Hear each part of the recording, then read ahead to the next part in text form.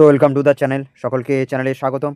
তো আজকের এই ভিডিওতে আলোচনা করব ডাব্লিউবিপি কনস্টেবল নিয়োগ, কোর্ট হিয়ারিং আপডেট ও বর্তমান পরিস্থিতির উপরে নজর দেব। দেখো, 17ই মার্চ শুনানি হলো, ঠিক আছে।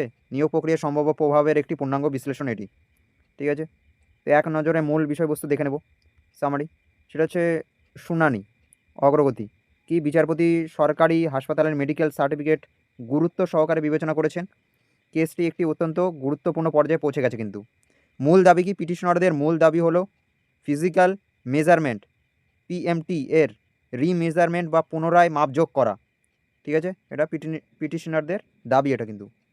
আর সাধারণ প্রার্থীদের জন্য প্রভাব, খারাপ খবর সেটা হচ্ছে এই আইন প্রক্রিয়ার কারণে চূড়ান্ত রেজাল্ট প্রকাশ হতে কিন্তু বিলম্ব হওয়ার প্রবল সম্ভাবনা রয়েছে, ঠিক আছে। এবার কেস আইডেন্টিটি কার্ড, ঠিক আছে, আর্টে নাম্বার 13-14, ঠিক আছে। এখানে কি বলছে? মূল আবেদনকারী কে? পিটিশনার আমিনা খাতুন, অস্মিতা মিত্র এবং অন্যান্যরা, ঠিক আছে। বিবাদের মূল বিষয় কি? ফিজিক্যাল মেজারমেন্ট টেস্টে অযোগ্য ঘোষণা করেছে, সেই জন্য কেস রয়েছে, ঠিক আছে। এরা কেস করেছেন। তো বর্তমান পরিস্থিতি কি? হিয়ারিং ইন প্রোগ্রেস, এখনও চলছে কিন্তু, শেষ হয়নি, এন্ড হয়নি কিন্তু। এবার দেখো আইনি বিবাদের সূত্রপাত, ঠিক আছে। সেটা হচ্ছে পূর্বের রেকর্ড কি? আবেদনকারীরা পূর্ববর্তী নিয়োগ প্রক্রিয়ার ফিজিক্যাল মেজারমেন্ট পাস করেছিলেন, ঠিক আছে। বর্তমান অযোগ্যতা, এবার তাদের সামান্য ব্যবধান, যেমন 159.004 বা 64তেই ফেল করানো হয়েছে। পাল্টা প্রমাণ কি দিয়েছে? তারা সরকারি হাসপাতাল থেকে ফিজিক্যাল মেজারমেন্ট বৈধ সার্টিফিকেট সংগ্রহ করেছেন, এটা দেওয়া হয়েছে। আইনি পদক্ষেপ, হাসপাতালের সার্টিফিকেটটি প্রমাণ হিসেবে আদালতে পেশ করা হয়েছে, ঠিক আছে। এবার দেখো মেজারমেন্ট বিতর্ক, দুটি বিপরীত দাবি। ডাব্লিউবিপি রিক্রুটমেন্ট বোর্ড কী করেছে? ফেল বা অযোগ্য বলে ঘোষণা করেছে। মেজারমেন্টের ঘাটতি পাওয়া গেছে 64 এর মতো সামান্য ব্যবধান বা 159.04।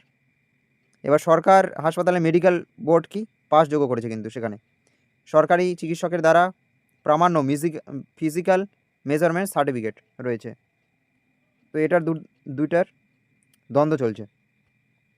এই দুটি সরকারি সংস্থার ভিন্ন রিপোর্টের কারণে বিচারক কেসটিকে অত্যন্ত গুরুত্ব দিচ্ছেন কিন্তু এখানে, ঠিক আছে, এটা বুঝতে হবে। দেখো এজলাসের ভিতরের চিত্র, ঠিক আছে। কোর্টরুম, হাসপাতালের সার্টিফিকেট দেখে মূল বিচারপতি এবং তার পাশের বিচারপতি দুজনে কিন্তু দ্রুত প্রতিক্রিয়া দেন, ঠিক আছে। তারা বুঝতে পারেন কেসটা কিন্তু অত্যন্ত ভাইটাল পজিশনে রয়েছে, ঠিক আছে। এগুলো সব অফিসিয়াল যে নিউজ, ঠিক আছে, সেখান থেকে কালেক্ট করা এবং আমি সাজিয়েছি স্লাইডে। তো এখানে কোনো বানানা কিছু নেই, ঠিক আছে। রিমেজারমেন্ট কতজন কি চাইছো, ঠিক আছে। বিচারকের এই প্রশ্নের অর্থ হলো আদালত নির্দিষ্ট সংখ্যক আবেদনকারীর জন্য পুনরায় ফিজিক্যাল মেজারমেন্ট কিন্তু সুযোগ দেওয়ার কথা গুরুত্ব সহকারে বিবেচনা করছে কিন্তু, ঠিক আছে। তারা প্রশ্ন করেছে রিমেজারমেন্ট কতজন চাইছো তাহলে তোমরা। তো বিচারকের এই প্রশ্নের অর্থই হলো তারা কি সুযোগ দিচ্ছে, ঠিক আছে, আবেদনকারীকে পুনরায় ফিজিক্যাল মেজারমেন্ট হতে পারে।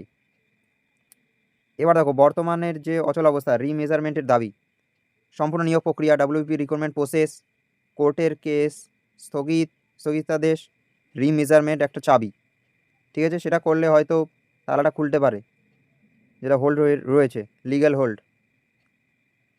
যদি আবেদনকারীদের যেমন আমিনা খাতুন বা অন্যান্য জন্য রিমেজারমেন্টের নির্দেশ দেওয়া হয়, তবে সেই প্রক্রিয়া সম্পূর্ণ না হওয়া পর্যন্ত চূড়ান্ত রেজাল্ট কিন্তু আটকেই থাকবে এটা, ঠিক আছে। যদি কোর্ট থেকে বলা হয় যে আবেদনকারীদের জন্য রিমেজারমেন্ট আবার করা হবে, ঠিক আছে, সেই প্রক্রিয়া সম্পূর্ণ হওয়া না পর্যন্ত কিন্তু রেজাল্ট বেরোবে না। এটা হচ্ছে মূল মুদ্রা কথা। এবার দেখো প্রভাব আর পরিণতি, কেন এই পজিটিভ হিয়ারিং সাধারণ প্রার্থীদের জন্য একটা বাজে খবর, সেটা হচ্ছে এখানে দেখে নেবো। সেটা হচ্ছে আবেদনকারীদের জয় হচ্ছে এদিকে, পিটিশনারদের জন্য এটি একটি বড় সাফল্য। তারা দ্বিতীয়বার মেজারমেন্ট দেওয়ার সুযোগ পেতে পারে কিন্তু, এই আবেদনকারীদের এটি একটা সুযোগ রয়েছে।